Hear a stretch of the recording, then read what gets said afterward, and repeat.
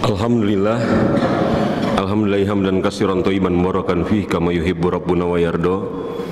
Asyhadu an la ilaha illallah wahdahu la syarikalah wa asyhadu anna Muhammadan abduhu wa rasuluhu la nabiyya ba'da ma ba'du. Raditu billahi rabba wa bil Islam madina wa bi Muhammad nabiyya wa rasula. Segala puji bagi Allah Subhanahu wa taala yang kembali mempertemukan kita di kesempatan sore hari ini di tanggal 13 atau di tanggal 14 dari bulan Rajab tahun 1440 Hijriah, bertepatan dengan tanggal 20 Maret tahun 2019 Miladiyah. Sebagaimana yang biasa kita agendakan di kesempatan hari Rabu pekan ketiga, ba'da sholat maghrib kita akan membahas bersama-sama pembahasan tentang sholat-sholat sunnah Rasul alaihi salatu wassalam. Tidak terasa sudah sebulan lalu kita berjumpa, dan sepertinya baru kemarin. Mungkin ini salah satu di antara kebenaran sabda Rasul alaihi salatu wassalam. Rasul pernah bersabda dalam sebuah hadis yang diriwayatkan oleh Imam At-Tabrani tentang tanda-tanda hari kiamat. Beliau mengatakan, inna min asyratis sa'ah yataqarrabaz zaman. Sesungguhnya di antara tanda-tanda hari kiamat adalah zaman itu semakin berdekatan. Perkataan zaman itu semakin berdekatan ditafsirkan oleh para ulama, waktu terasa semakin cepat. Bukan bilangan harinya yang berkurang, atau bilangan jamnya, atau bilangan waktunya yang berkurang, tidak. Tapi peredaran waktu yang 24 jam itu terasa sangat cepat sekali. Maka terkadang saya berusaha mengingat, sepertinya baru kemarin saya hadir di masjid ini. Padahal sudah lewat pembahasan seperti ini, sudah lewat 1 bulan yang telah lalu. Betul-betul nubuah dari Rasul alaihi salatu wassalam, di antara alamat tanda-tanda hari kiamat adalah waktu itu berdekatan. Benar Allah Subhanahu wa taala yang mewahyukan lewat lisan Rasul alaihi salatu wassalam. Pembahasan kita di kesempatan yang telah lalu, kita sedang membahas tentang sholat-sholat sunnah Rasul alaihi salatu wassalam, khususnya sholat malam. Yang kalau kemudian Anda masih mengingat pembahasan kita di kesempatan bulan yang lalu, sholat malam dibagi oleh para ulama menjadi 3, dan mereka membedakan antara qiyamul lail dengan sholatul lail. Al-Qarafi, sebagaimana yang saya pernah bacakan pada kesempatan yang lalu, mengatakan qiyamul lail adalah menegakkan malam dengan berbagai macam amal-amal ibadah atau ketaatan-ketaatan. Bukan hanya sekedar atau hanya satu amal yang bisa dikerjakan pada qiyamul lail, yakni sholat malam, tidak.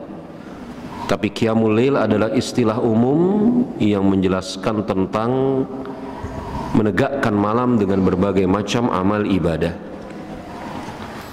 Maka di dalam qiyamul lail mungkin seseorang sholat malam, mungkin seseorang membaca Quran, istighfar, tasbih, tahlil, membaca kitab-kitab yang membawa manfaat atau yang semisalnya. Maka sholat malam merupakan bagian dari qiyamul lail. Dan para ulama menyebutkan bahwasanya sholat malam sebagai sebuah istilah umum, di sana terdiri dari 3 macam sholat. Sholat tahajud, sholat witir,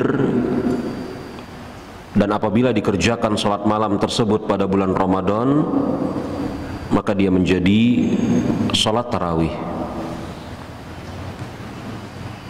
Sampai di sana pembahasan kita di kesempatan yang telah lalu, seingat saya, begitu ya. Maka sekarang kita lanjutkan kepada hal yang berikutnya. Hukum sholat malam sebagaimana yang telah dimaklumi, hukumnya sunat muakkadah. Hukumnya sunat muakkadah berdasarkan kesepakatan kaum muslimin. Tidak ada di antara para ulama yang menghukumi sholat malam hukumnya wajib, kecuali pendapat yang dinukil oleh para ulama dari Imam Ibnu Hazm. Ibnu Hazm,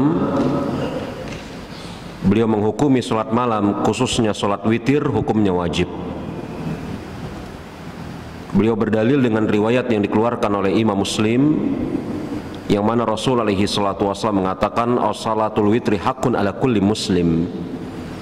Sholat witir hak, yakni wajib dikerjakan oleh setiap muslim. Imam Ibnu Hazm berhujjah atau berdalil dengan hadis ini untuk mengatakan sholat witir hukumnya wajib. Tapi sekali lagi ini pendapat Imam Ibnu Hazm secara menyendiri, dan pendapat beliau ini dibantah oleh para ulama yang lain yang mengatakan perkataan hak di sana tidaklah menunjukkan hukum wajib, tetapi sunat yang amat ditekankan. Sunat yang amat ditekankan, khususnya sholat witir. Maka para ulama menghukumi sholat witir adalah sunnah muakkadah, sangat ditekankan. Tapi jumhur ulama, kalau bisa kita katakan seluruh ulama, menghukumi sholat malam, baik sholat tarawih, tahajud ataupun witir, hukumnya sunat muakkadah. Yang kedua dari pembicaraan kita yang kita lanjutkan pada kesempatan hari ini adalah waktunya. Waktu mengerjakan sholat malam. Waktu mengerjakan sholat malam. Jemaah rahimani wa rahimakumullah, kalau kita bicara waktu mengerjakan sholat malam, maka kita harus atau mesti membagi sholat malam menjadi dua bagian. Yang pertama sholat tarawih, yang kedua sholat tahajud. Sholat tarawih dan sholat tahajud. Kita mulai dengan sholat tahajud terlebih dahulu. Sholat tahajud, waktunya yang paling utama mengerjakannya adalah dimulai dari setengah malam sampai akhir malam. Ini waktunya. Waktu yang paling utama mengerjakan sholat tahajud adalah mulai dari setengah malam sampai akhir malam. Inilah yang kemudian diriwayatkan oleh Aisyah radhiyallahu anha, sebagaimana dikeluarkan oleh Imam Muslim. Dikeluarkan oleh Imam Muslim dalam sahihnya, bahwasanya Aisyah mengatakan Rasul alaihi salatu wassalam bangun di seperdua malam. Kemudian beliau mengerjakan sholat 2 rakaat yang ringan. Kemudian beliau mengerjakan sholat 2 rakaat, jangan kalian tanya panjang dan bagusnya. Kemudian beliau mengerjakan sholat 2 rakaat, jangan kalian tanya panjang dan bagusnya. Kemudian beliau mengerjakan sholat 2 rakaat, jangan kalian tanya panjang dan bagusnya. Kemudian beliau mengerjakan sholat 2 rakaat, jangan kalian tanya panjang dan bagusnya. 4 kali Aisyah menyebutkan 2 rakaat, dan beliau katakan jangan kalian tanya panjang dan bagusnya. Kemudian beliau mengerjakan 3 rakaat. Tidak lama kemudian muazin mengumandangkan azan sholat subuh. Ini hadis dikeluarkan oleh Imam Muslim dari sahabat Aisyah, semoga Allah subhanahu wa ta'ala meridhoi beliau. Hadis ini menunjukkan kepada kita sekian banyak faidah. Yang pertama, bahwasanya hukum asal dari sholat malam adalah dikerjakan di rumah, sebagaimana Rasul alaihi salatu wasallam mengerjakannya di rumah dan dipersaksikan oleh Aisyah. Makanya Aisyah mampu menceritakannya dan cerita itu sampai kepada kita karena Rasul mengerjakannya di rumah dan Aisyah melihat. Hadis ini juga dapat kita ambil faidah berikutnya, bahwasanya para sahabat Rasul alaihi salatu wassalam sangat semangat di dalam menukil tata cara ibadah Rasul alaihi salatu wassalam. Hampir tidak ada tata cara ibadah Rasul alaihi salatu wassalam yang tidak dinukil oleh para sahabat.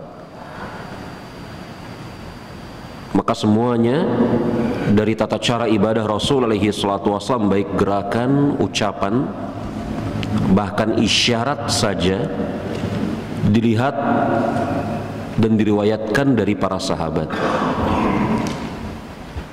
Bahkan sampai Rasul alaihi salatu wassalam merenggangkan tangannya ketika sujud. Terlihat ada gerakan jenggotnya karena beliau sedang membaca sebuah ayat. Berisyarat dengan jarinya ketika tasyahud.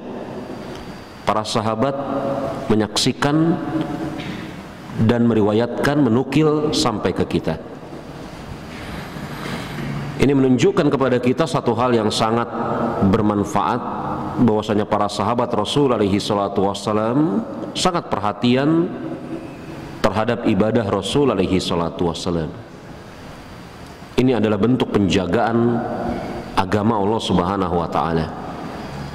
Allah subhanahu wa ta'ala munculkan orang-orang yang sangat perhatian, yakni para sahabat, di dalam melihat perilaku tindak tanduk Rasul alaihi salatu wassalam. Hadis ini juga menunjukkan kepada kita keutamaan istri-istri Rasul alaihi salatu wassalam, ummahatul mukminin. Karena banyak sekali ibadah-ibadah yang tidak mungkin kita ketahui kecuali lewat jalur pemberitaan dari para istri Rasul alaihi salatu wassalam. Dari mana kita bisa tahu tata cara sholatnya Rasul di rumah kalau bukan dari istri-istri beliau? Dari mana kita bisa tahu tentang perbuatan tindak tanduk Rasul alaihi salatu wassalam di rumah kalau bukan dari istri-istri beliau? Maka kaum muslimin memiliki hutang yang sangat besar kepada istri-istri Rasul alaihi salatu wassalam. Maka hutang itu mungkin bisa ditebus dengan cara mendoakan kebaikan untuk mereka, mengingat-ingat jasa mereka, mempelajari sirah mereka dan mencintai mereka. Hadis ini juga menunjukkan kepada kita bahwasanya Rasul alaihi salatu wassalam yang keempat membuka sholat malamnya dengan 2 rakaat ringan. 2 rakaat ringan yang Rasul alaihi salatu wassalam buka sholat malam dengannya. Rakaataini khafifataini, kata Aisyah. Rasul alaihi salatu wassalam membuka sholat malam dengan 2 rakaat ringan. Kemudian Rasul alaihi salatu wassalam melakukan 2 rakaat, 2 rakaat, 2 rakaat, 2 rakaat, berarti 8 rakaat yang Aisyah mengatakan, jangan kalian tanya panjang dan bagusnya. Ini isyarat dari Aisyah bahwasanya sholat malam Rasul alaihi salatu wassalam itu panjang dan bagus.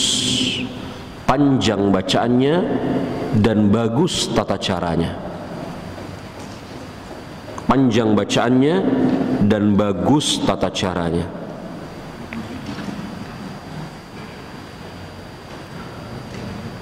Kemudian hadis ini juga menunjukkan kepada kita akhir waktu dari mengerjakan sholat malam adalah ketika muazin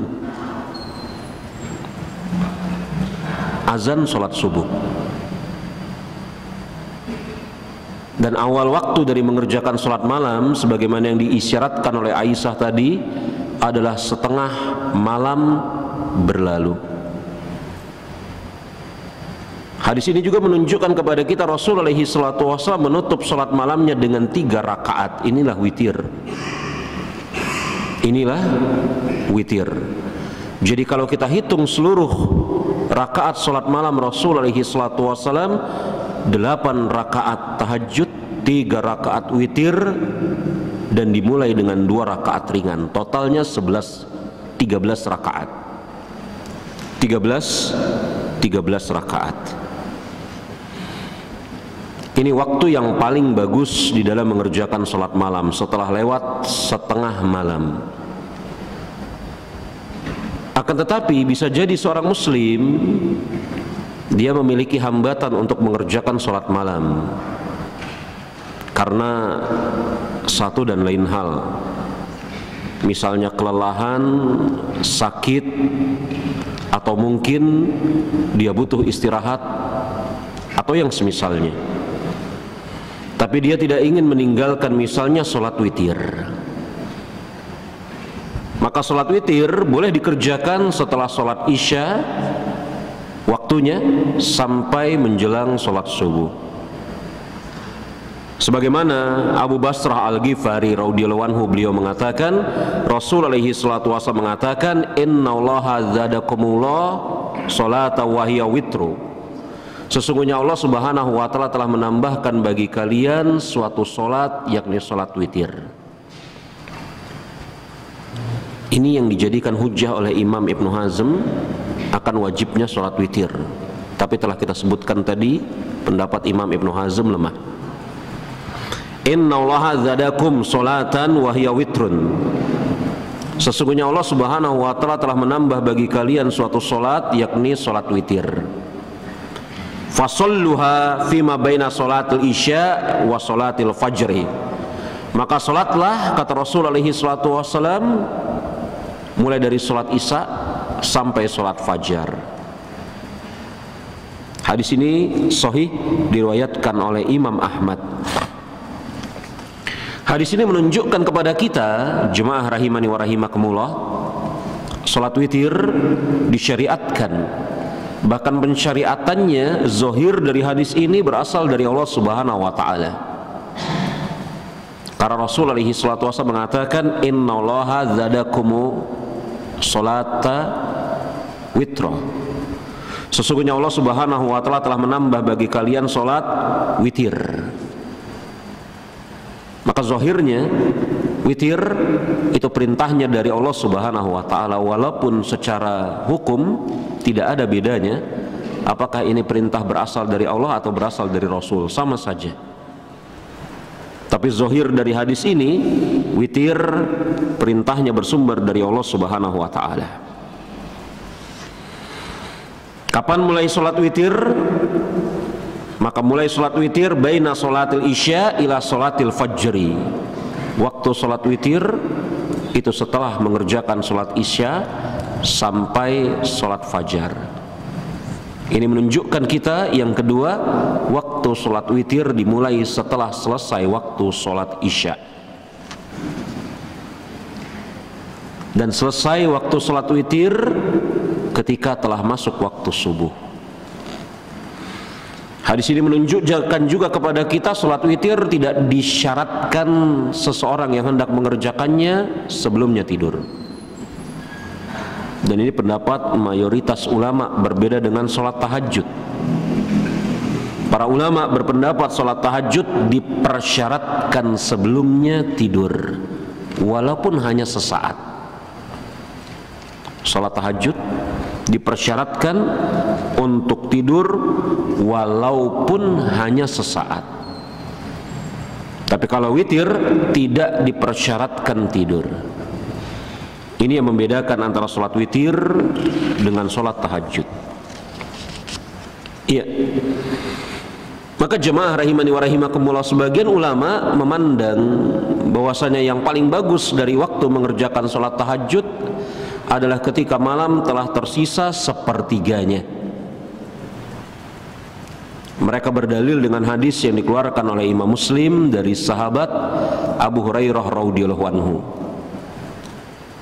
bahwasanya Rasul alaihi salatu wasallam mengatakan, innallaha nazala ala sama'id dunya Sesungguhnya Allah Subhanahu wa Ta'ala turun ke langit dunia di sepertiga malam terakhir.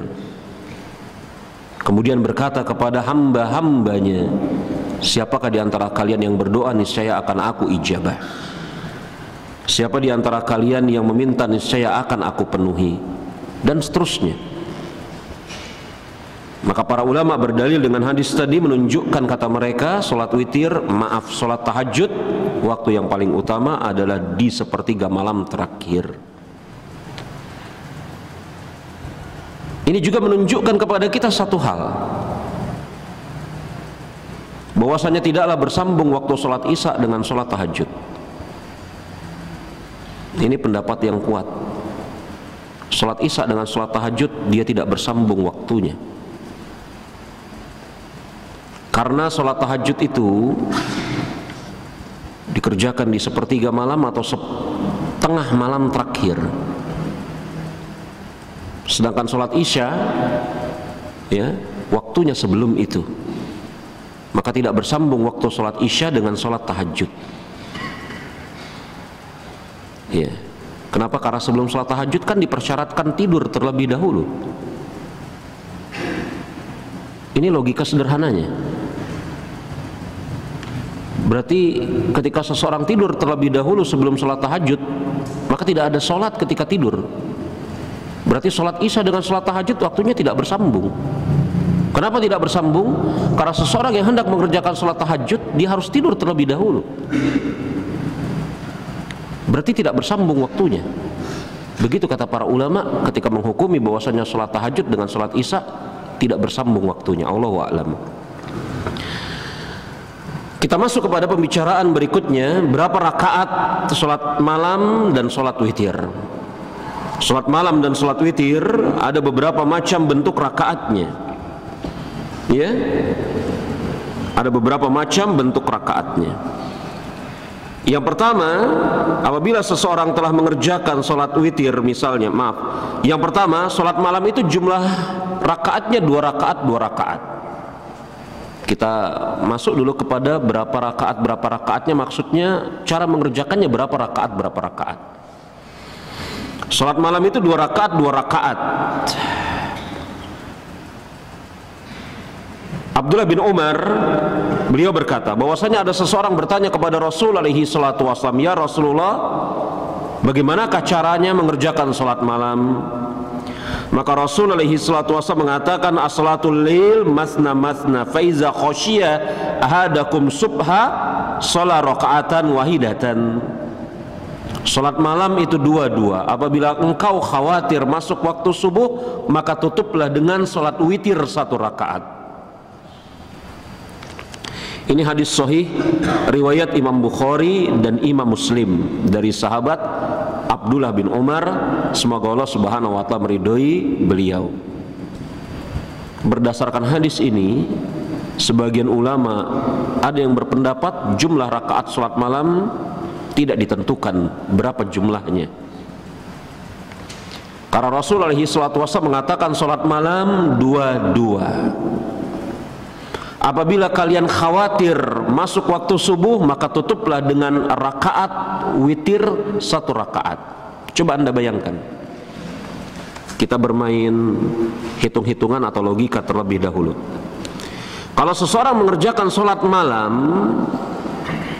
ba'da isya, sesaat setelah dia tidur, dia bangun langsung mengerjakan sholat malam, begitu, 2 rakaat, 2 rakaat, 2 rakaat, 2 rakaat, 2 rakaat, 2 rakaat terus sampai menjelang waktu subuh. Kira-kira berapa rakaat yang bisa dia kerjakan?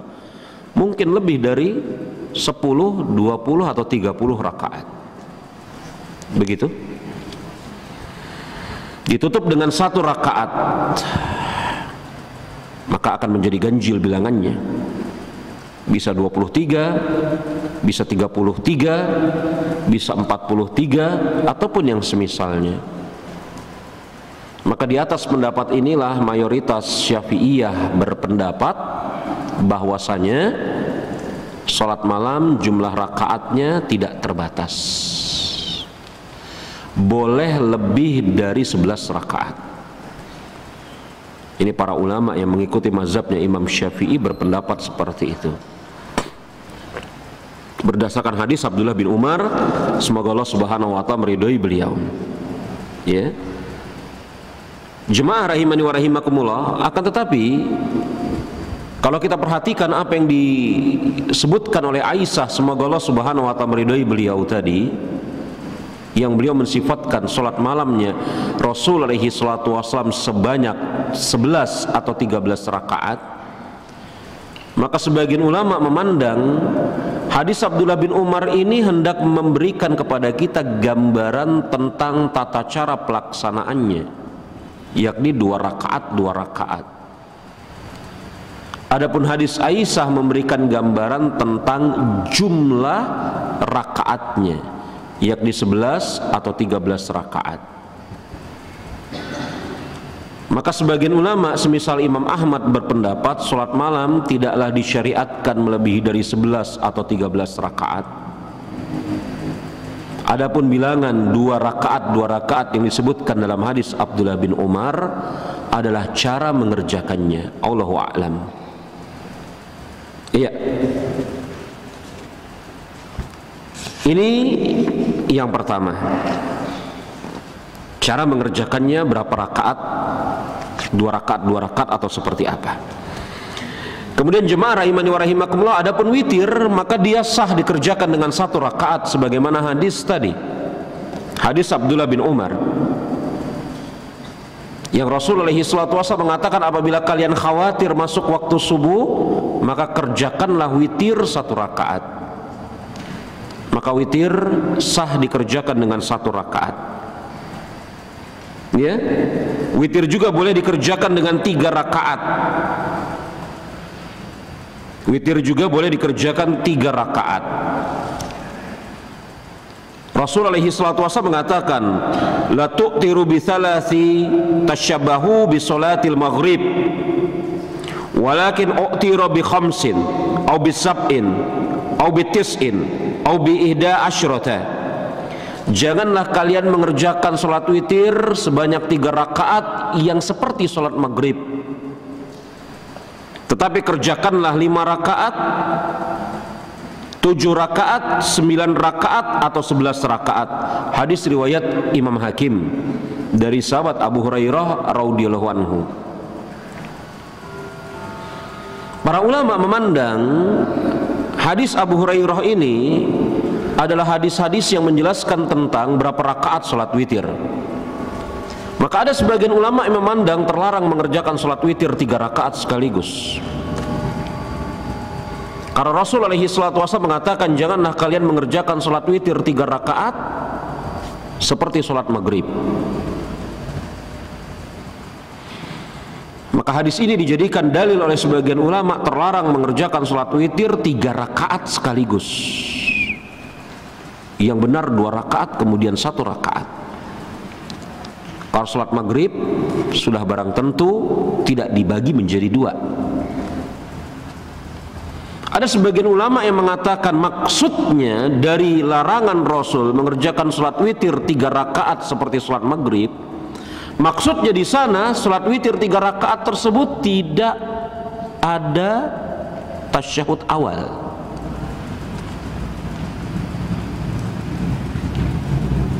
Jadi ada 2 pemaknaan para ulama di dalam makna ucapan Rasul alaihi salatu wasallam, jangan kalian mengerjakan salat witir 3 rakaat seperti salat maghrib. Saya ulangin. Yang pertama, para ulama mengatakan bahwasanya terlarang mengerjakan salat witir 3 rakaat sekaligus. Karena salat maghrib 3 rakaat. Lalu bagaimana apabila seseorang hendak mengerjakan salat witir 3 rakaat, dia harus pecah menjadi 2 rakaat dan 1 rakaat. Karena sudah barang tentu ketika dia memecah 2 rakaat dan 1 rakaat sudah berbeda dengan salat maghrib. Karena salat maghrib tidaklah dipecah menjadi 2 rakaat dan 1 rakaat. Ini pendapat sebagian ulama. Sebagian ulama berpendapat, janganlah kalian mengerjakan sholat witir sebanyak 3 rakaat seperti sholat maghrib. Maksudnya, jangan ada di dalam sholat witir yang 3 rakaat tersebut tasyahud awal. Maka letakkan tasyahud hanya 1 di rakaat ketiga. Maksudnya seperti itu, kata para ulama di dalam memaknai hadis ini. Tapi saya secara pribadi di atas kelapangan dalam perkara fikih lapang sudah barang tentu. Saya tidak condong kepada pendapat yang mengatakan maksud dari 3 rakaat jangan disamakan dengan sholat maghrib adalah jangan jadikan sholat witir memiliki 2 tasyahud. Saya tidak condong kepada pendapat ini. Karena kenapa? Tidak dikenal ada sholat witir yang memiliki 2 tasyahud. Baik yang 3 rakaat, baik yang 5 rakaat, 7 rakaat, 9 rakaat, 11 rakaat, tidak ada. Seluruh sholat witir baik yang 3, seluruh sholat witir baik yang 1, yang 3, yang 5, yang 7, yang 9, yang 11, tasyahudnya hanya 1. Maknanya apa? Kalau Rasul alaihi salatu wasallam katakan jangan jadikan sholat witir yang 3 rakaat seperti sholat maghrib, maknanya jangan adakan sholat witir yang 3 rakaat tersebut tasyahud awal dan tasyahud akhir. Kalau maknanya seperti itu tidak benar. Karena kenapa? Karena sholat witir memang tidak ada tasyahud awalnya. Bisa dipahami logika berpikirnya? Salat witir memang tidak ada tasyahud awalnya. Berarti yang lebih mencocoki kebenaran, Allahu a'lam bisawab, di sisi saya adalah jangan jadikan salat witir seperti salat maghrib. Maksudnya bersambung rakaatnya. Karena tidak dikenal salat witir ada lebih dari 1 tasyahud pada salat witir yang 3 rakaat.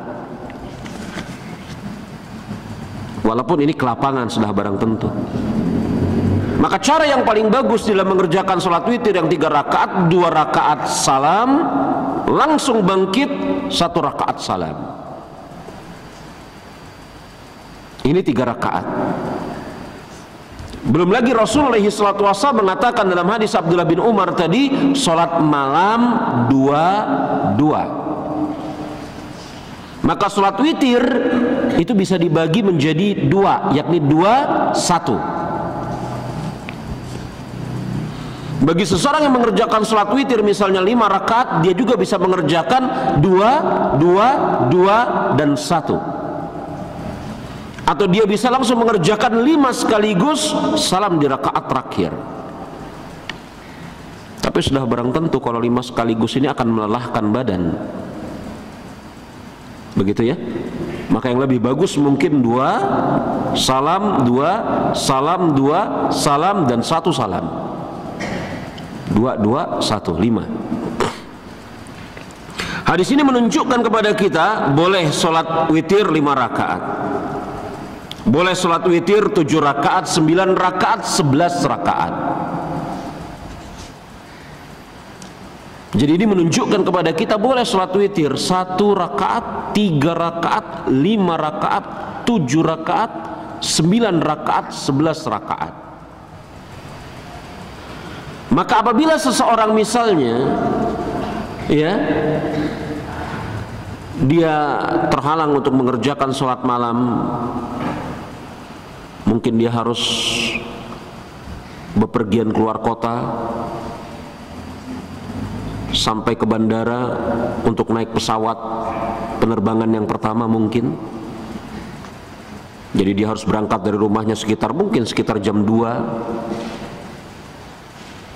Dan kita tahu sama-sama bahwasanya mengerjakan sholat malam dipersyaratkan tidur terlebih dahulu, sholat tahajud maksudnya. Maka boleh dia mengerjakan sholat witir,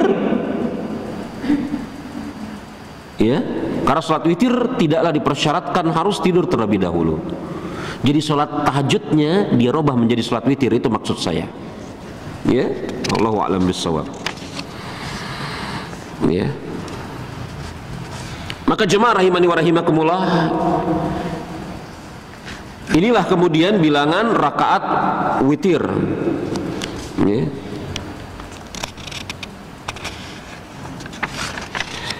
Kemudian jemaah rahimani wa rahimakumullah, kita masuk kepada bacaan pada solat malam ini. Kalau solat malam yakni tahajudnya, seseorang disunatkan untuk membaca ayat-ayat yang dia sanggup. Dengan hafalan itu lebih bagus, walaupun bersamaan dengan itu tidak terlarang seseorang mengerjakan solat malam, solat tahajud maksudnya, dengan memegang atau memegang mushaf Al-Quranul Karim. Saya akan bacakan riwayatnya, ya. Jadi seseorang yang mengerjakan solat malam, solat tahajud, tidak terlarang dia memegang mushaf, yakni solat malamnya sambil memegang Al-Quranul Karim, membaca maksudnya, membaca lewat Al-Quranul Karim, ya.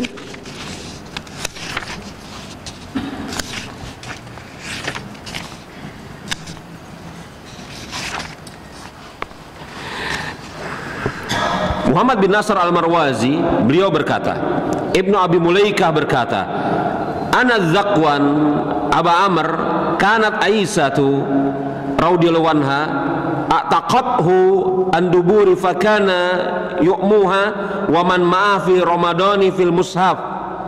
Zakwan bin Abi Amr dimerdekakan oleh Aisyah dan dia mengimami Aisyah dan para wanita yang bersamanya pada bulan Ramadan memegang Al-Quran dan membaca mushaf, mengikuti bacaan imam. Ini riwayat yang dikeluarkan oleh Imam Muhammad bin Nasr al-Marwazi, yang menunjukkan kepada kita salat malam boleh bagi seseorang untuk memegang mushaf, membaca mushaf. Walaupun yang lebih utama sudah barang tentu seseorang yang mengerjakan salat malam dia membaca ayat-ayat yang dia hafal. Tapi kalau kemudian pada suatu waktu dia hendak mengerjakan salat malam dengan membaca mushaf, membaca dengan bacaan lewat mushaf, ini tidak mengapa. Ya, ini tidak mengapa. Dan ini adalah pendapat Imam Malik, Imam Ahmad dan yang lainnya. Allahu a'lam bissawab. Adapun salat witir, maka yang paling bagus dibaca di dalamnya adalah Sabbihisma rabbikal a'la, Qul ya ayyuhal kafirun, Qul huwallahu ahad, Qul a'udzu birabbil falaq, atau Qul a'udzu birabbin nas. Ini adalah ayat-ayat yang paling bagus dibaca di dalam salat witir. Abdullah bin Abbas dia berkata, karena Rasulullah sallallahu alaihi wasallam yu'tiru bi salasin yaqra'u fil ula sabbihisma rabbikal a'la, wa fi tsaniyati qul ya ayyuhal kafirun, wa fi tsalisati qul huwallahu ahad. Abdullah bin Abbas, semoga Allah Subhanahu wa taala meridhai beliau, beliau berkata bahwasanya Rasul alaihi salatu wasallam witir dengan 3 rakaat. Pada rakaat pertama beliau membaca Sabbihisma rabbikal a'la. Pada rakaat kedua beliau membaca Qul ya ayyuhal kafirun. Dan pada rakaat ketiga beliau membaca Qul huwallahu ahad. Ini riwayat yang dikeluarkan oleh Imam An-Nasa'i dari sahabat Abdullah bin Abbas, semoga Allah Subhanahu wa taala meridhoi beliau. Ya. Maka yang paling bagus bagi seseorang adalah mengikuti contoh Rasul alaihi salatu wasallam di dalam membaca ayat pada salat witir. Sabbihisma rabbikal a'la pada rakaat yang pertama, Qul ya ayyuhal kafirun pada rakaat yang kedua, Qul huwallahu ahad pada rakaat yang ketiga. Bagaimana apabila seseorang menambah dengan Qul a'udzu birabbin nas atau Qul a'udzu birabbil falaq atau Qul a'udzu birabbin nas? Maka jemaah rahimani wa rahimakumullah, riwayat tersebut riwayat yang sahih juga dikeluarkan oleh Imam At-Tirmizi dari sahabat Aisyah radhiyallahu anha,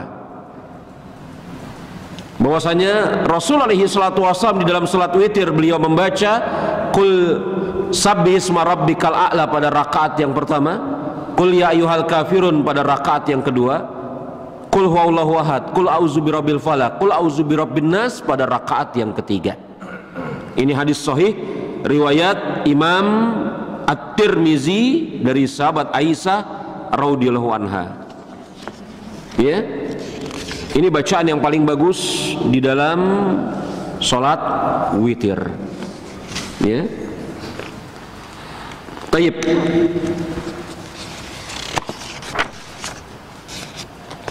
Apabila kita hendak mengerjakan kunut pada sholat witir, ini pembahasan kita yang berikutnya.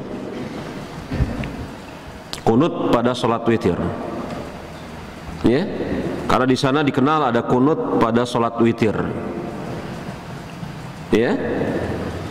Kunut itu dibaca pada rakaat terakhir sholat witir, setelah bacaan surat dan tempatnya, baik sebelum ruku atau setelah ruku. Ya, tapi yang paling banyak dikerjakan oleh Rasul alaihi salatu wassalam adalah sebelum ruku. Jadi witir itu dibaca oleh Rasul alaihi salatu wassalam di rakaat terakhir, doa kunut witir itu dibaca oleh Rasul alaihi salatu wassalam di rakaat terakhir salat witir, dan beliau membacanya paling banyaknya sebelum ruku, dan pernah juga sesekali membacanya setelah ruku. Ya, ini sebagaimana Ubay bin Ka'ab radhiyallahu anhu, beliau mengatakan, "Ana Rasulullah sallallahu alaihi wasallam kana yuqtiru fayaqnutu qabla ruku'i." Abdullah bin Mas'ud, Ubay bin Ka'ab, semoga Allah subhanahu wa ta'ala meridhai beliau, beliau mengatakan bahwasanya Rasul alaihi salatu wasallam mengerjakan witir lalu membaca qunut pada salat witirnya tersebut sebelum ruku. Hadis riwayat Imam Ibnu Majah. Ya. Adapun yang setelah ruku itu diriwayatkan, ya, dari hadis yang dikeluarkan oleh Imam Ibnu Abi Syaibah dari sahabat Abdullah bin Mas'ud, semoga Allah subhanahu wa ta'ala meridhai beliau. Kanu yaqtununa fil witri ba'da ruku'i, bahwasanya mereka, yakni para sahabat Rasul alaihi salatu wasallam, kunut setelah kunut setelah ruku. Baik, maka mungkin di sini ada beberapa hal yang penting yang juga mesti kita sampaikan, ya, sebagai bentuk tambahan. Yang pertama, bahwasanya seseorang yang mengerjakan sholat tahajud, maka yang disunatkan adalah dia mengerjakan sholat tahajud ataupun witir secara sendirian, kecuali sholat tersebut adalah sholat malam dalam makna sholat tarawih. Jadi Rasul alaihi salatu wassalam beliau mengatakan ketika menceritakan tentang fadilah dan ganjaran sholat tarawih secara berjamaah, inna rajula iza sholla ma'al imam hatta yansorifa husiba lahu qiyamul lailatin. Apabila seseorang mengerjakan sholat bersama imam sampai imamnya selesai, yakni dia tidak berpaling, dia terus mengerjakan sholat tersebut sampai imamnya selesai mengerjakan sholat tarawih, maka dihitung baginya pahala semalam suntuk. Hadis ini adalah hadis yang dikeluarkan oleh Imam Muslim yang menunjukkan kekhususan sholat tarawih yang dikerjakan secara berjamaah.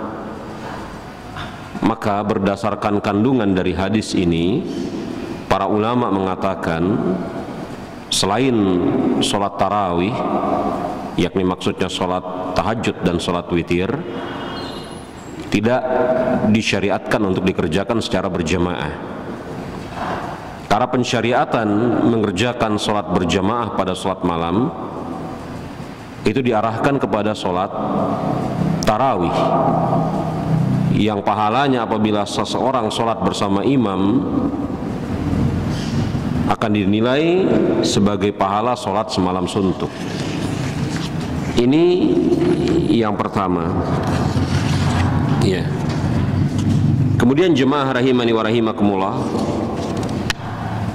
yang kedua yang mungkin bisa kita tambahkan, seperti yang telah kita isyaratkan tadi, bahwasanya sholat malam tahajud ataupun witir yang sunatnya dikerjakan di rumah berdasarkan hadis Jabir bin Abdullah, Abu Musa al-Asy'ari dan yang lainnya. Rasul mengatakan, "Iza qada ahadukumus sholata fil masjidihi falyaj'al lil baitihi nasiban min sholatihi."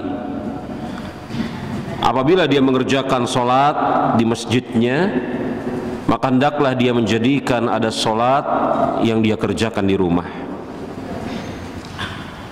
Ya, fa inna Allaha ja'ilun fi baitihi min sholatihi khairan. Karena dengan sholat tersebut Allah Subhanahu wa Ta'ala akan menjadikan rumah tersebut baik untuknya. Hadis riwayat Imam Muslim. Maka hadis ini menunjukkan kepada kita sholat sunat secara umum dikerjakan di rumah. Karena Rasul alaihi salatu wassalam memperbedakan antara sholat wajib yang dikerjakan di masjid dan ada sholat selain wajib yang dikerjakan di rumah, dan itu merupakan bagian kebaikan untuk rumah tersebut. Maka berdasarkan hadis ini para ulama berkesimpulan bahwasanya sholat tahajud atau sholat witir lebih baik apabila dikerjakan di rumah. Kemudian jemaah rahimani wa rahimakumullah, ya, tidak dianjurkan kita mengerjakan sholat malam sampai kemudian badan itu terasa capek atau letih, yakni memayahkan diri untuk mengerjakan sholat malam. Ini tidak disyariatkan. Kalau kemudian ketika kita mengerjakan sholat malam kita perlu untuk istirahat tidur, maka alangkah baiknya kita beristirahat tidur. Jangan memaksakan diri untuk mengerjakan sholat malam. Karena Rasul alaihi salatu wassalam mengatakan, "Iza qama ahadakum minal laili fastajamal Qur'anu ala lisanihi falam yadri may yaqul falyattaji." Rasul alaihi salatu wassalam beliau mengatakan, jika salah seorang di antara kalian mengerjakan sholat malam, kemudian lisannya itu terasa berat, tersendat untuk membaca ayat, yakni karena dia sudah mulai ngantuk, lelah atau yang semisalnya, ya, sehingga dia tidak mengetahui apa yang dia ucapkan lewat lisannya karena dia sudah terkalahkan dengan rasa lelahnya, terkalahkan dengan rasa kantuknya mungkin, sehingga dia nggak ngerti apa yang keluar dari lisannya. Apa kata Rasul alaihi salatu wasallam? Falyattaji, maka hendaklah dia tidur. Maka mengerjakan sholat malam itu tidak disyariatkan dalam keadaan ngantuk atau lelah yang amat sangat, yang dengan sebab itu seseorang memayahkan dirinya, bahkan dia tidak mengerti apa yang akan dia baca. Rasul alaihi salatu wasallam mengatakan, wa huwa na'ishun la'allahu yadhhabu wa yastaghfiru wa yassabun nafsahu. Bisa jadi dia maksudnya adalah beristighfar kepada Allah Subhanahu wa Ta'ala, akan tetapi yang terjadi adalah dia memaki dirinya sendiri karena dia sudah sangat letih, sudah sangat lelah keadaan dirinya, capek sekali. Dia maksudnya adalah berdoa kepada Allah Subhanahu wa Ta'ala, bahkan yang terjadi dia malah memaki, mencaci dirinya sendiri. Ini hadis sahih riwayat Imam Abu Daud dari Aisyah radhiyallahu anha. Iya. Kemudian patut kita tambahkan bahwasanya seseorang muslim, hamba, seharusnya kemudian dia punya keadaan tertentu di dalam mengerjakan sholat malam. Dan antara orang dengan yang satu dengan orang yang lain mungkin berbeda keadaannya. Dia semestinya melazimkan untuk mengerjakan sholat malam dalam satu bilangan tertentu. Dan masing-masing orang berbeda dalam masalah ini. Ada yang mungkin bisa 11, ada yang mungkin tidak bisa 11, hanya mungkin 5, ada yang tidak mungkin 5, hanya mungkin 3. Tapi yang dia mungkin dan mampu mengerjakannya, maka hendaklah dia melazimkan hal tersebut. Karena seseorang ketika dia melazimkan sebuah amal soleh, walaupun kemudian itu sedikit, itu lebih baik daripada kemudian dia mengerjakan sebuah amal soleh dalam satu keadaan sangat banyak, akan tetapi pada suatu saat yang lain terhenti. Maka Rasul alaihi salatu wasallam mengatakan atwamuha wa in qallah. Ketika Rasul alaihi salatu wasallam, ya Rasulullah, ayu ahabbu amal illallah, ya Rasulullah, amal apa yang paling dicintai oleh Allah Subhanahu wa taala? Maka Rasul alaihi salatu wasallam menjawab atwamuhu wa in qallah, yang dia kerjakan secara kontinu walaupun bilangannya jumlahnya sedikit. Hadis ini sahih riwayat Imam Muslim. Kemudian patut kita tambahkan bahwasanya pada salat malam seseorang yang mampu mengerjakannya sambil berdiri itu jelas lebih baik. Tapi kalau dia tidak mampu, maka dia boleh mengerjakan sambil duduk. Kalau dia tidak mampu, boleh dia mengerjakannya sambil berbaring.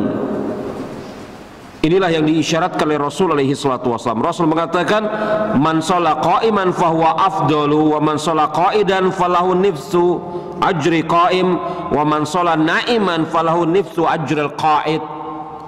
Rasul mengatakan, siapa yang mampu sholat sambil berdiri, maka dia akan mendapatkan ganjaran yang utuh, dan itu yang paling baik. Siapa yang tidak mampu, maka hendaklah dia mengerjakan sholat malam sambil duduk, dan dia mendapatkan setengah ganjaran sholat malam yang berdiri. Siapa yang tidak mampu, maka dia boleh mengerjakan sholat malam dalam keadaan tertidur, dan dia mendapatkan setengah ganjaran dari sholat orang yang dalam keadaan duduk. Maka yang paling afdol bagi diri seseorang adalah dia sholat malam dalam keadaan berdiri.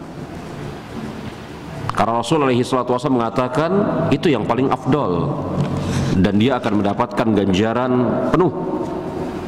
Tapi kalau tidak sanggup, boleh dia mengerjakan sambil duduk, dari mulai sholat sampai selesai sholat. Iya. Kalau dia tidak sanggup, mungkin karena lagi sakit atau ada anggota tubuhnya yang menjadikan dia tidak sanggup untuk duduk atau berdiri, dia boleh mengerjakannya sambil berbaring, dan dia akan mendapatkan setengah ganjaran sholat orang yang sambil duduk.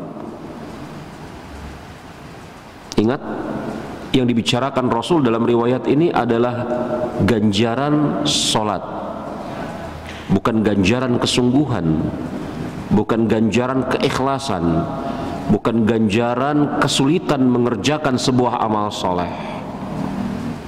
Karena jemaah, sebuah keindahan syariat Islam, terkadang seseorang terkalahkan dari satu sisi ganjarannya, tapi pada saat yang bersamaan dia mendapatkan kelebihan ganjaran dari orang yang mengerjakan dalam keadaan yang lain. Mungkin agar tidak mengambang di sisi Anda, kita langsung praktekkan saja kepada contoh yang lagi kita bicarakan ini. Bisa jadi seseorang yang sholat sambil duduk, dia hanya mendapatkan setengah ganjaran orang yang sholat sambil berdiri. 1,5 ini berbicara tentang keadaan orang yang sedang sholat. Yang satu berdiri, yang satu duduk. Yang duduk mendapatkan setengah dari yang berdiri.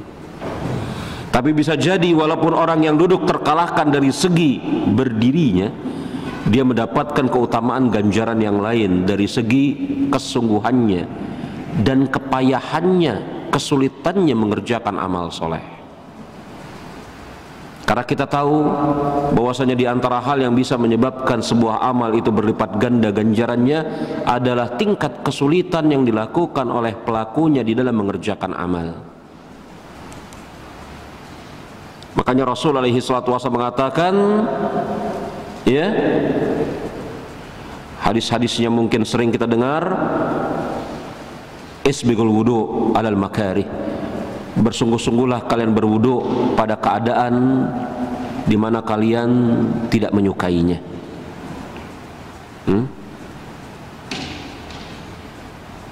Ini menunjukkan bahwasanya jiwa tidak suka untuk memperbagus wudu pada saat itu. Mungkin berat bagi jiwa untuk mengerjakannya karena suasana ngantuk atau air yang teramat dingin. Tapi dia tempa dirinya untuk mampu mengerjakan wudu secara sempurna, maka dia mendapatkan ganjaran ganjaran atas kepayahan dan kesungguhannya di dalam mengerjakan amal soleh. Maka ingat, pembicaraan hadis ini adalah berbicara tinjauan ganjaran dari segi duduk atau berdiri, bukan total dari seluruh ganjaran yang mungkin diperoleh oleh orang yang sholat malam tersebut. Ini berbeda. Saya ulangin, hadis ini berbicara tentang ganjaran yang diperoleh oleh seseorang yang sholat malam dalam keadaan berdiri dan dalam keadaan duduk. Yang duduk hanya mendapatkan setengah dari ganjaran yang berdiri. Ini bicara ganjaran berdasarkan keadaan duduk atau berdiri, bukan total dari kemungkinan ganjaran yang diperoleh oleh orang yang sholat sambil duduk atau orang yang sholat sambil berdiri. Ini perkara yang berbeda. Makanya para ulama menyebutkan ada 12 keadaan di mana amal yang sama dikerjakan oleh dua orang yang berbeda, maka akan diperoleh ganjaran yang berbeda atas orang yang pertama dengan orang yang kedua. Ada 12 keadaan, seperti kata Syekh Ibrahim bin Amir Ar-Ruhaili ketika memerinci 12 perkara ini. Iya. Mungkin sama bentuk amalnya, tapi yang satu mudah mengerjakannya, yang satu sulit.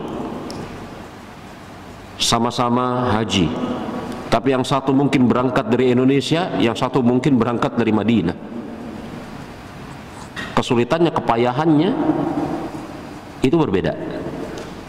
Maka ditinjau dari segi kesulitan dan kepayahan, orang yang berangkat dari Indonesia itu mungkin lebih banyak ganjarannya yang mungkin dia peroleh. Saya katakan mungkin dia peroleh, ya. Taib, ya. Bacaan dalam sholat malam, ini hal yang kita tambahkan berikutnya, boleh dengan jahar, boleh juga dengan sir. Jadi sholat malam itu tidak mesti jahar. Beda dengan sholat maghrib, dengan sholat isya, dengan sholat subuh. Menganalogikan sholat malam dengan sholat maghrib, sholat isya, sholat subuh dalam masalah jahar atau sir bacaan, ini analogi yang tidak tepat, karena satu sholat wajib, satu sholat sunnah. Boleh jahar, boleh sir. Sebagaimana hadis Abu Hurairah radhiyallahu anhu yang beliau mengatakan, kanat qiraatun Nabi alaihi salatu wasallam bil lail yarfa'u tauran wa yakhfid tauran. Rasul alaihi salatu wasallam ketika salat malam kadang-kadang mengeraskan suaranya, kadang-kadang melembutkan suaranya. Jadi boleh keras, jahar, boleh sir. Ya? Tidak ada ketentuan harus jahar atau harus sir. Kemudian jemaah rahimani wa rahimakumullah, ada juga yang mungkin bagus kita tambahkan di sini adalah seseorang yang mengerjakan sholat malam, setelah dia selesai mengerjakannya atau hampir selesai mengerjakannya, baik sekali dia bangunkan anggota keluarganya untuk juga mengerjakan sholat malam tersebut. Sebagaimana kemudian yang dikatakan oleh Rasul alaihi salatu wassalam, semoga Allah subhanahu wa ta'ala merahmati seorang laki-laki yang mengerjakan sholat malam, kemudian apabila dia telah selesai mengerjakan sholat malam, dia bangunkan istrinya. Apabila istrinya enggan, dia percikkan air ke wajah istrinya. Semoga Allah subhanahu wa ta'ala merahmati seorang wanita yang mengerjakan sholat malam, dan setelah dia selesai mengerjakan sholat malam, dia bangunkan suaminya. Apabila suaminya enggan, dia percikkan air ke wajah suaminya.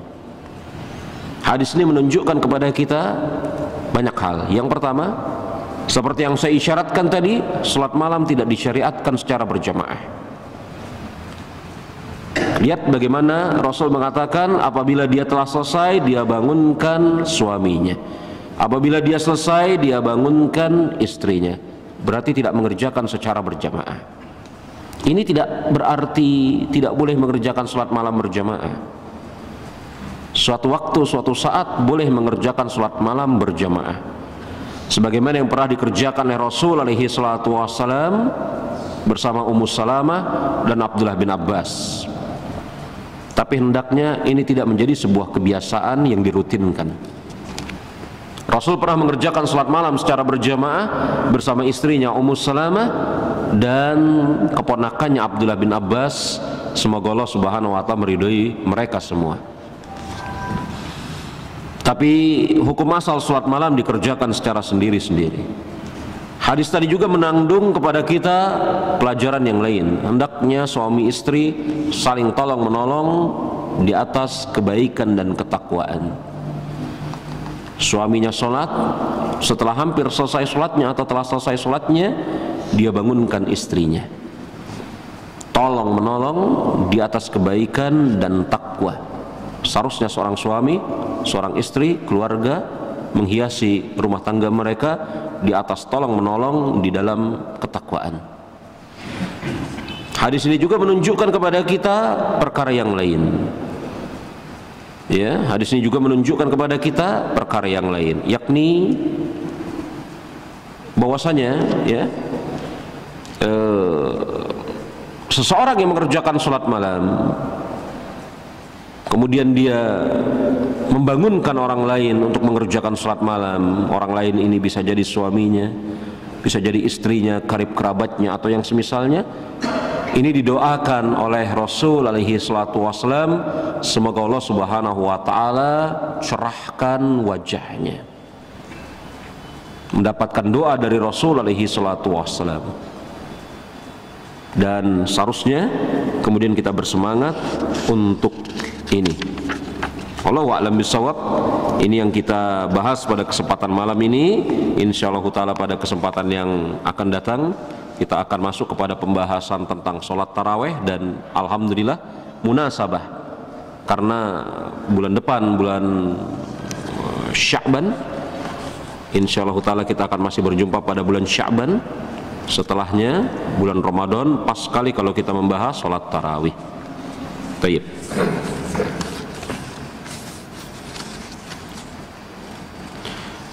Sedang sholat tahajud kemudian terdengar azan subuh, apakah sholatnya sah? Sedang sholatnya dilanjutkan atau diakhirkan saja? Sholat tahajud kemudian terdengar azan subuh, tutup langsung sholat tahajudnya dengan witir. Dia selesaikan sholat tahajudnya, dia rubah niatnya langsung kepada niat sholat witir. Sholatnya sah, tapi dia tidak boleh memperpanjang sholatnya. Taib. Ya. Seseorang sedang sholat tahajud kemudian terdengar azan subuh, maka dia langsung niatkan itu sholat witir.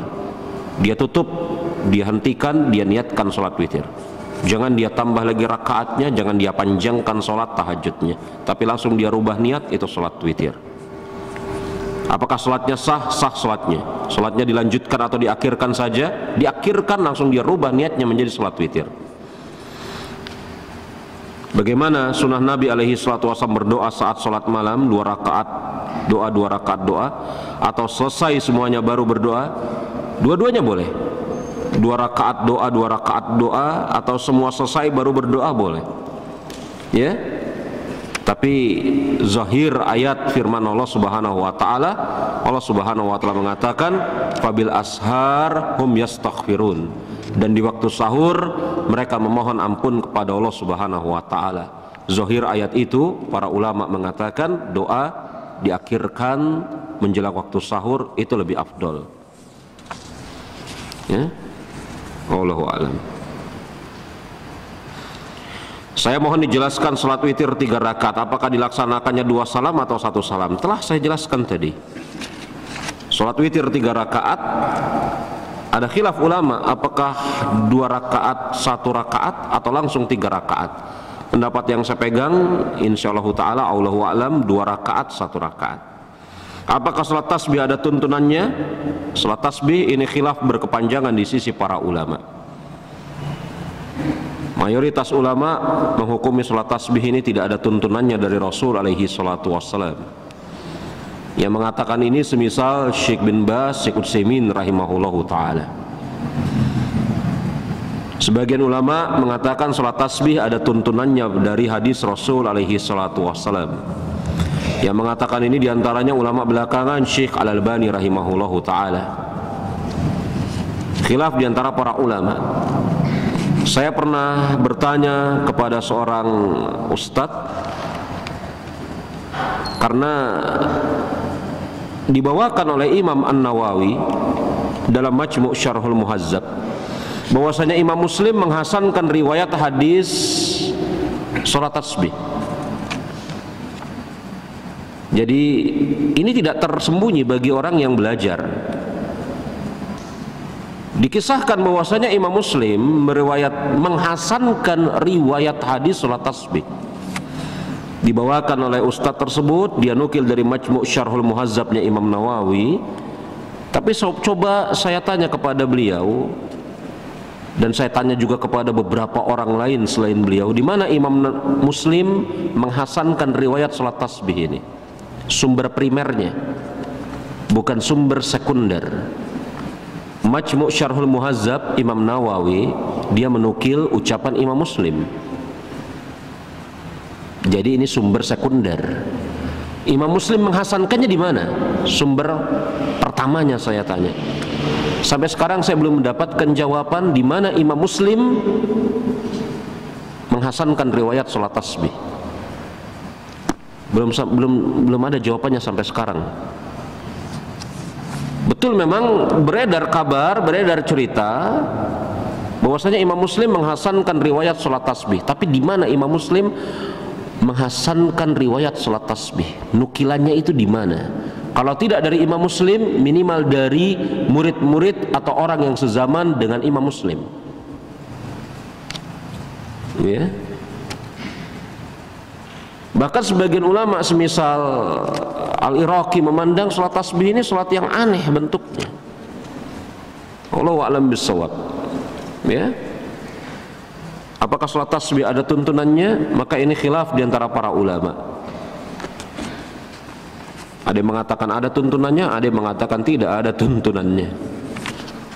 Letaknya pada riwayat tersebut. Apakah riwayatnya itu kuat atau lemah? Iya.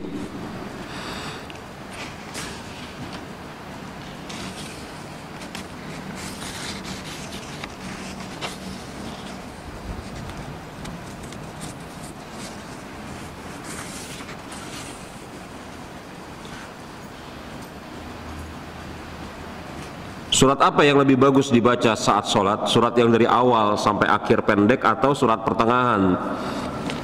Tidak di awal, alhamdulillah. Tidak di awal mulai dari surat ataupun tidak sampai akhir surat. Dua-duanya tidak mengapa. Boleh membaca satu surat dalam satu rakaat. Boleh juga kemudian di dalam satu rakaat dia tidak membaca satu surat secara penuh. Boleh. Dan dua-duanya pernah dikerjakan Rasul alaihi salatu wassalam. Ketika berbicara tentang dua rakaat sholat ringan yang telah saya isyaratkan tadi, bahwasanya Aisyah mengatakan yabda'u Rasulullah sallallahu alaihi wasallam rakaataini khafifataini. Rasul alaihi salatu wasallam memulai dengan dua rakaat ringan. Dua rakaat ringan. Dan beliau membaca, Aisyah mengatakan beliau membaca 10 ayat terakhir dari surat Ali Imran. Jadi Rasul tidak membaca dari awal, tapi 10 ayat terakhir dari surat Ali Imran sampai habis. Ini menunjukkan Rasul tidak membaca dari awal surat, tapi bahkan dari akhir surat.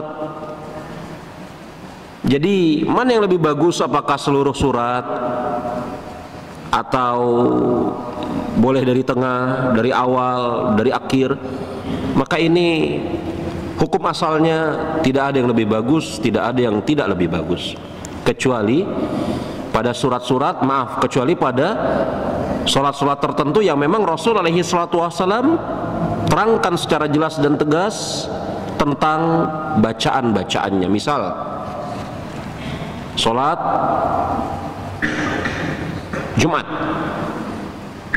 jelas yang lebih bagus adalah membaca Sabih isma rabbikal a'la sampai selesai, hal ataka haditsul ghasyiyah sampai selesai, daripada dia membaca misalnya 10 ayat awal surat Al-Kahfi pada rakaat pertama, 10 ayat terakhir surat Al-Kahfi pada rakaat kedua. Jelas lebih bagus yang pertama tadi. Karena pada sholat Jumat, sholat witir, kunut sholat Id, ya, itu telah diterangkan lewat jalur-jalur riwayat yang bagus tentang bacaan-bacaan khusus yang Rasul sering membaca pada sholat-sholat tersebut. Ya.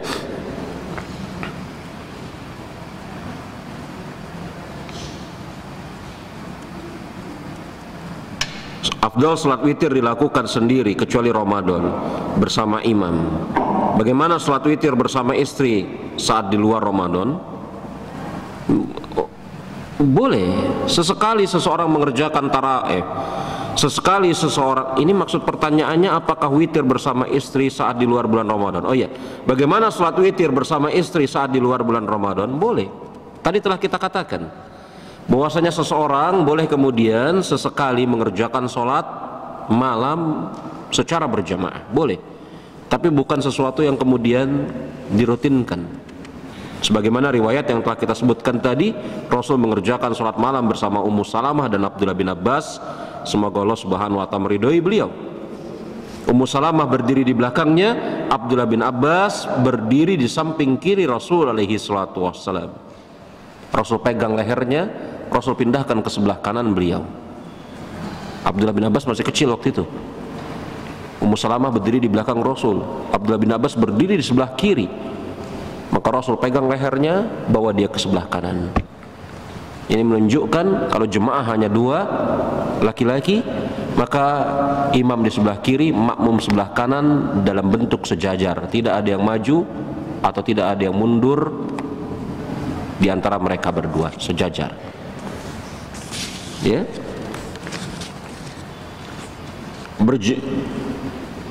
Berjamaah afdal di rumah atau di masjid, sholat tahajud dan witir. Berjamaah afdal di masjid pada sholat berjamaah ini gimana? Berjamaah afdal di rumah atau di masjid sholat tahajud dan witir? Kok begini pertanyaannya? Saya nggak bisa jawabnya, pertanyaannya gimana. Tarawih 23 atau 11 rakaat, khilaf di antara para ulama seperti yang saya isyaratkan tadi. Ada yang menganggap hadis Abdullah bin Umar itu menunjukkan boleh mengerjakan 2 rakaat, 2 rakaat, 2 rakaat, 2 rakaat sampai tidak terbatas bilangan rakaatnya, dan ini dipegang oleh mazhab Syafi'iyah. Ada yang mengatakan bahwasanya 2 rakaat, 2 rakaat, 2 rakaat, 2 rakaat pada hadis Abdullah bin Umar itu menunjukkan cara mengerjakannya, adapun bilangan rakaatnya ditunjukkan pada hadis Aisyah. Inilah yang dikuatkan oleh Imam Ahmad, Allahu a'lam. Tapi ini baik 23 atau 11, ini perkara khilaf yang kita harus berlapang dada di dalamnya. Yang penting baik 23 atau 11 memelihara bagusnya sholat, baiknya bacaan. Jangan yang 23 selesainya lebih cepat daripada yang 11. Logikanya bagaimana? Ada yang 11 rakaat selesainya yakni 1 jam, 23 rakaat selesainya cuma 6 menit, 9 menit. Ini rusak. Ruh sholat seperti apa 23 rakaat hanya 9 menit? Ya. Allahu a'lam bishawab. Subhanakallahumma wa bihamdika asyhadu an la ilaha illa anta astaghfiruka wa atubu ilaik. Khairu da'wana alhamdulillahi rabbil alamin. Assalamualaikum warahmatullahi wabarakatuh.